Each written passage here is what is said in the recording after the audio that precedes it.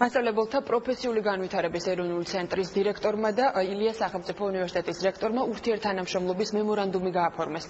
მემორანდუმი მიზნად ისახავს ცენტრისა და უნივერსიტეტის ერთობლივი სალაბორატორიო ბაზის გაძლიერებას და მის გამოყენებას როგორც არსებული მასწავლებლების გადამზადების, კვალიფიკაციის ამაღლების და პრაქტიკული უნარჩვევების განვითარების, ისე მაღალი კომპეტენციის მქონე პედაგოგთა მომზადების პროცესში.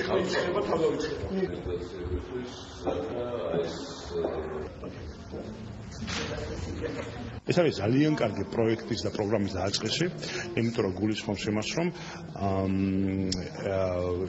საბუნებისმეტყველო მეცნიერებისათვის განკუთვნილი ლაბორატორიები და მნიშვნელოვანად ლაპარაკია მართლა უაღრესი ტექნიკით დახურულ ლაბორატორიებზე, ხელმისაწვდომი გახდება იმ ჯგუფებისათვის, რომლებსაც ეს ყველაზე მეტად ჭირდებათ, გულისხმობს სტუდენტებისათვის. იწყება ახალი პროგრამა, რომელსაც აფინანსებს მილენიუმის გამოუწვევის ფონდი და ითვალისწინებს ეგრეთ წოდებული STEM-ის საგნის მასწავლებლების პროფესიულ განვითარებას, მათ შორის გათვალისწინებულია ლაბორატორიული ბაზის განვითარება.